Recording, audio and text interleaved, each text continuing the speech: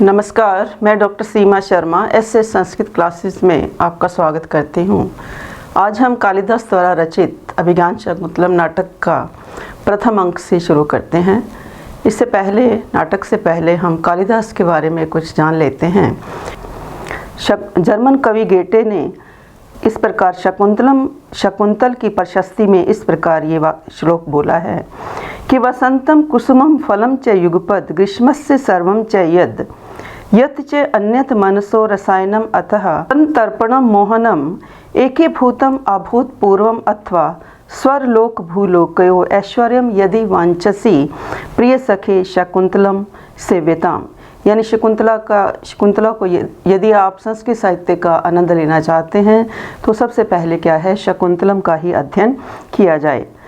तो इसकी उपमा किस प्रकार देते हैं कि वसंत ऋतु के समस्त पुष्प और फल तथा ग्रीष्म काल के भी संपूर्ण फल पुष्प और जो कुछ भी मन को औषध की तरह संतृप्त और मोहित करने वाला है तथा स्वर्गलोक और भूलोक दोनों के अभूतपूर्व एकत्रित ऐश्वर्य को, हे मित्र, यदि तुम एक स्थान पर प्राप्त करना चाहते हो तो शकुंतलम का सेवन करना चाहिए। तो जर्मन कवि गेटे ने कालिदास की प्रशंसा करते हुए, कालिदास की शकुंतला की प्रशंसा करते हुए इस प्रकार शकुंतलम प्रशस्ति पत्र में शकुंतलम प्रशस्ति की है, उसकी प्रशंसा की है। तो कालिदास की 7 रचनाएं मुख्य रूप से प्रसिद्ध मानी जाती हैं, जिसमें 2 महाकाव्य हैं। कौन कौन से हैं? कुमार संभव और रघुवंश, और 2 क्या हैं? खंड काव्य हैं, ऋतु संहार और मेघदूत, तथा 3 नाटक हैं, अभिज्ञान शाकुंतलम, विक्रम और वशीय और मालविक अग्निमित्रम। कालिदास अभिज्ञान शाकुंतलम का प्रथम अंक से हम आरंभ करते हैं। कालिदास के अभिज्ञान शाकुंतलम में कुल 7 अंक हैं, जिसमें राजा दुष्यंत और शकुंतला की पूरी कहानी आ जाती है, और प्रथम अंक से लेकर के अंतिम अंक तक ये सारा जो नाटक है चलता रहता है। तो पहले अंक का शुभारंभ हम नांदी पाठ से किया जाता है कि प्रथम अंक का शुभारंभ शिव स्तुति नांदी पाठ से होता है। उसके बाद सूत्रधार तथा नटी के वार्तालाप से पता चलता है कि महाकवि कालिदास द्वारा रचित अभिज्ञान शाकुंतलम नामक नाटक का अभिनय होने जा रहा है। नांदी पाठ के अनंतर ग्रीष्म ऋतु का वर्णन होता है। नटी ग्रीष्म ऋतु का आधार लेकर एक सुंदर गाना गाती है, जिस पर मोहित होकर सूत्रधार कहता है कि तुम्हारे गाने से मैं उसी प्रकार हर कर दूर ले जाया गया हूँ, जिस प्रकार राजा दुष्यंत मृग के द्वारा बलपूर्वक दूर ले जाया गया था। त्वास्मि गीत रागेन हरिणा प्रसभम हरिते एष राजेषु दुष्यंतः सारंगेन अति रनहसः। और इस कथन के साथ ही सूत्रधार नटी सहित रंगमंच से चला जाता है और नाटक की कथा आरंभ हो जाती है। इस कथन के साथ ही आश्रम के मृग का पीछा करते हुए रथ पर बैठे हुए धनुष को धारण किए हुए राजा दुष्यंत का रंगमंच पर प्रवेश होता है। राजा दुष्यंत मृग को मारना चाहता है, और इस बीच एक तपस्वी राजा से आग्रह करता है कि हे राजन कि यह आश्रम का मृग है, इसे मत मारो, इसे मत मारो। कि हे राजन, आश्रम मृगो अयम न हंतव्यो न हंतव्यः न हंतव्ये। इस कथन को सुनकर राजा दुष्यंत उसी समय धनुष बाण अपना समेट लेते हैं, और जिससे प्रसन्न होकर तपस्वी राजा दुष्यंत को चक्रवर्ती पुत्र की प्राप्ति का आशीर्वाद देता है कि तुम्हारा चक्रवर्ती पुत्र होगा।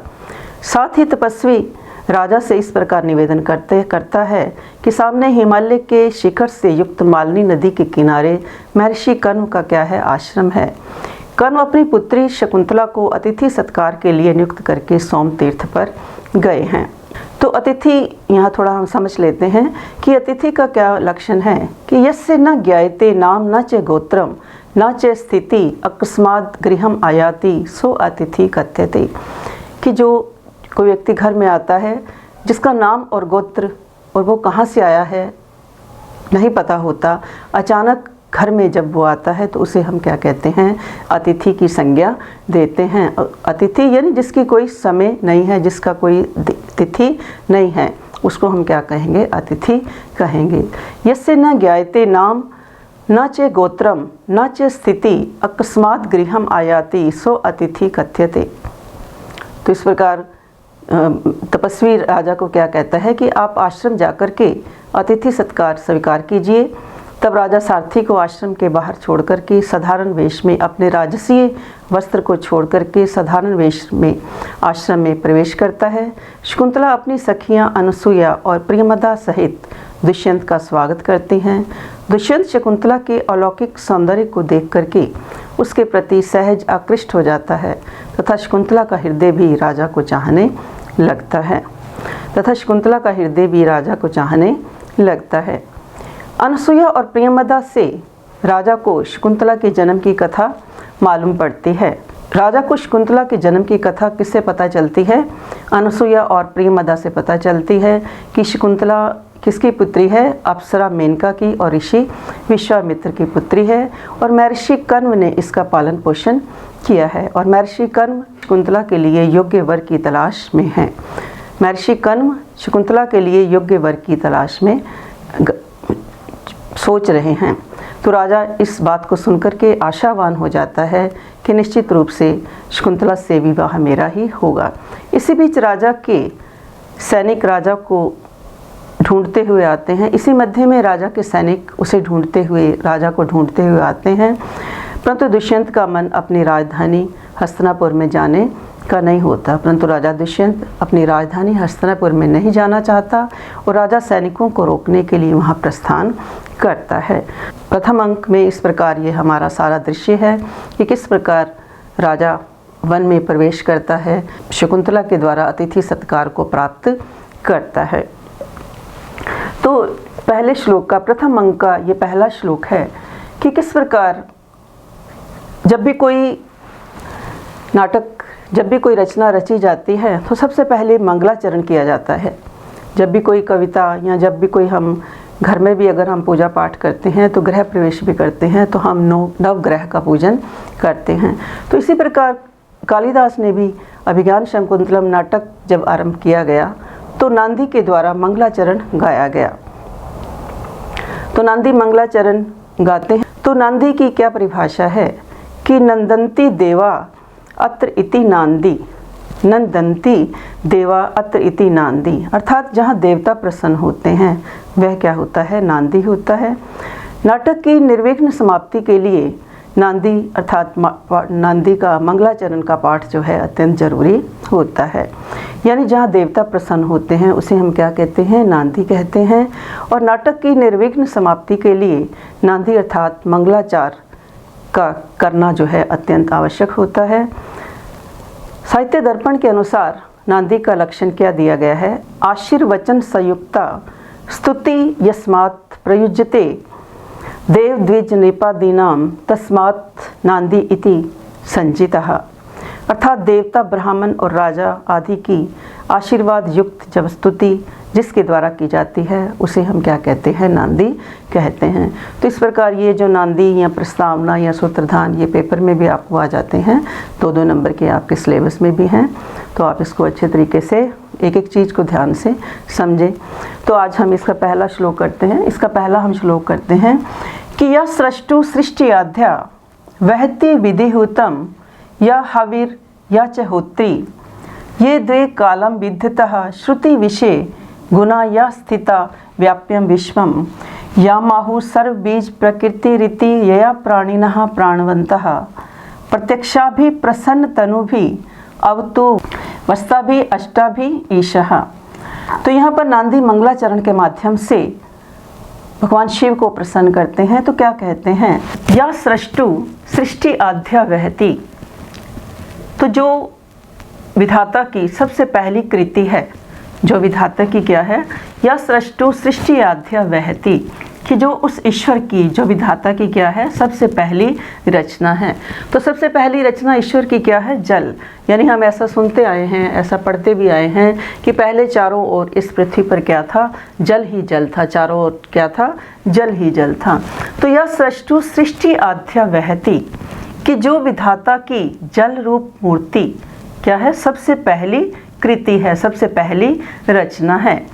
यह विधिहुतम वहति हवि वहति, या विधिहुतम हवि वहति, कि जो शास्त्रों के अनुसार की गई जो आहुति है कहाँ तक ले जाती है, उस आहुति को हविर वहती, हविर मैंने देवताओं तक ले जाती है। यहाँ हवि का मतलब क्या है कि उस आहुति को कहाँ ले जाती है, हवि मैंने आहुति को कहाँ ले जाती है, वहती मैंने देवताओं तक ले जाती है।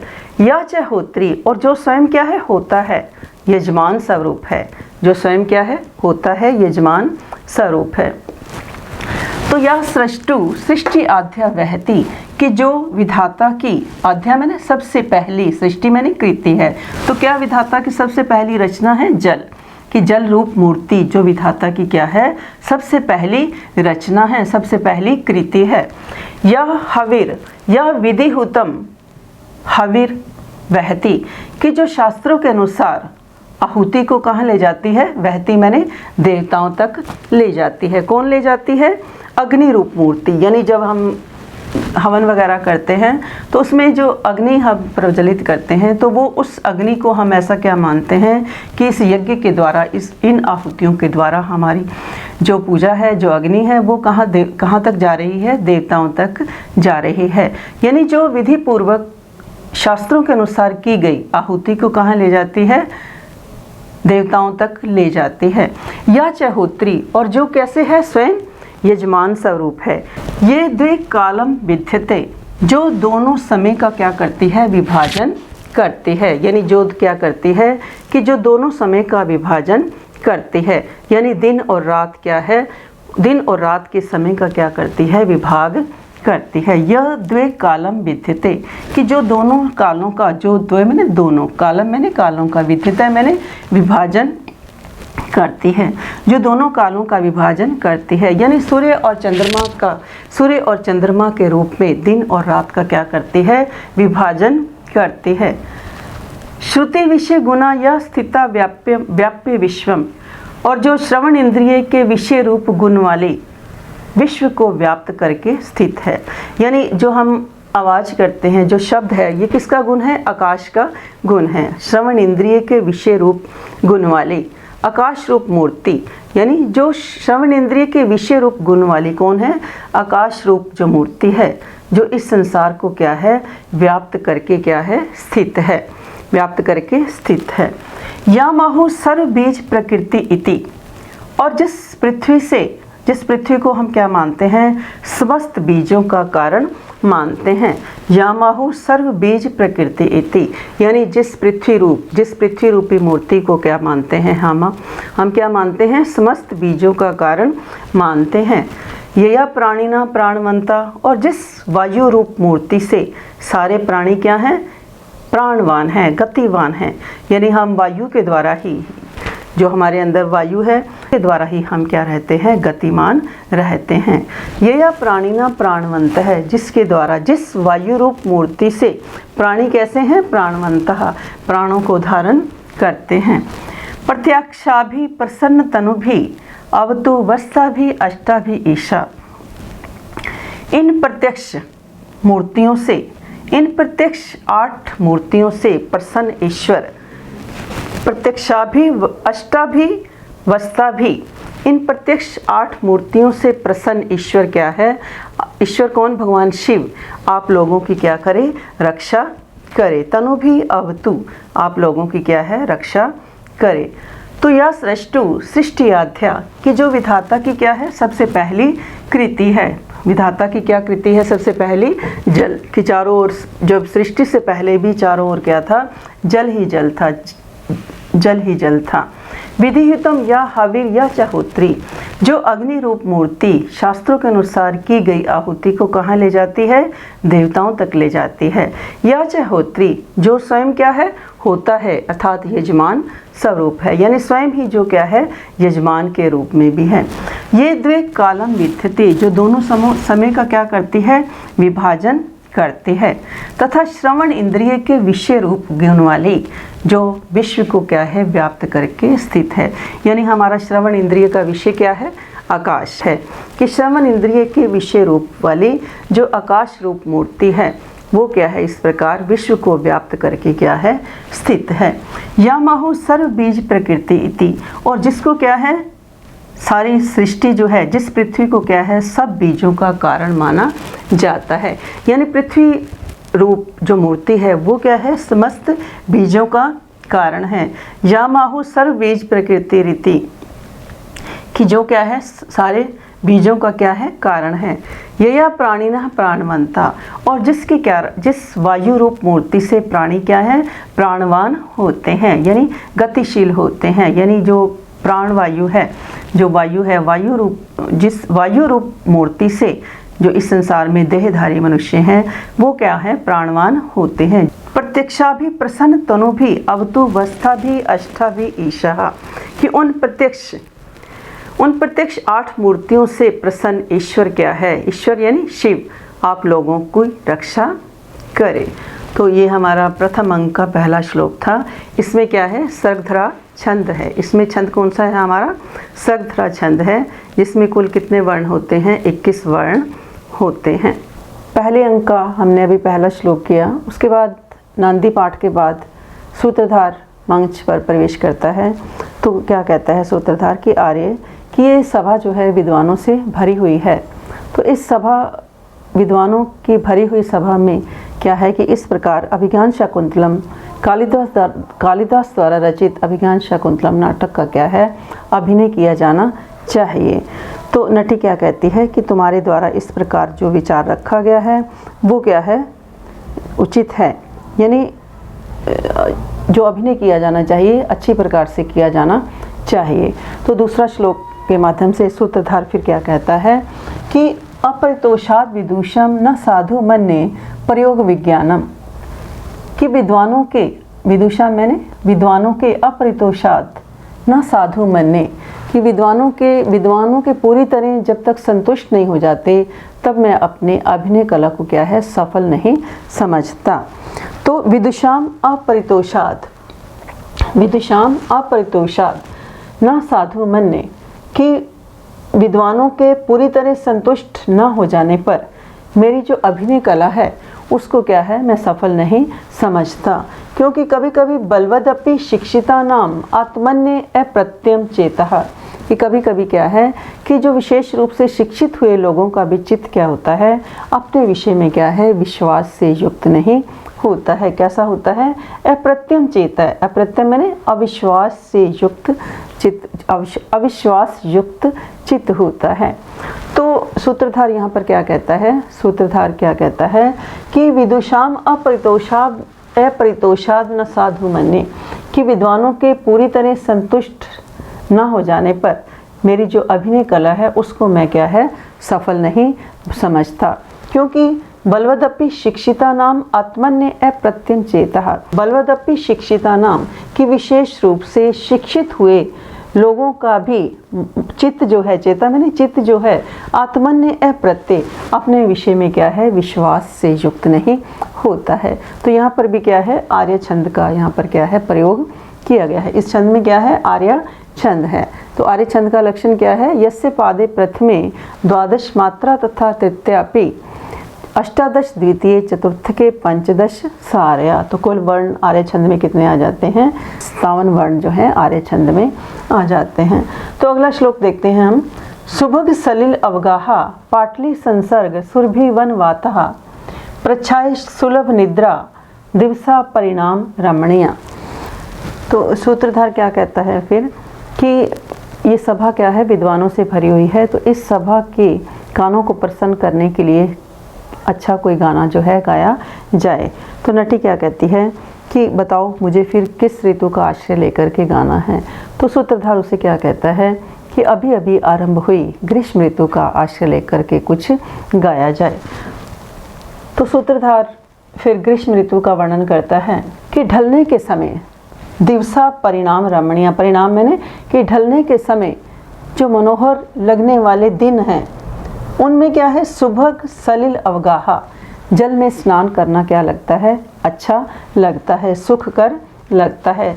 परिणाम मैंने कि ढलने वाले रमणीय मनोहर लगने वाले दिन के समय सुभग सलिल अवगाहा जल में स्नान करना कैसा लगता है, सुभग लगता है, आनंददायक लगता है, मनोहर लगता है, सुखकर लगता है।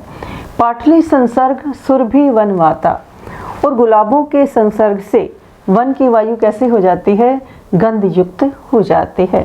यानी जब हवा चलती है तो गुलाब जो है उस हवा वायु के चलने से, हवा के प्रेरित होने से, गुलाब के संसर्ग से वन की वायु कैसे हो जाती है? सुगंधित हो जाती है।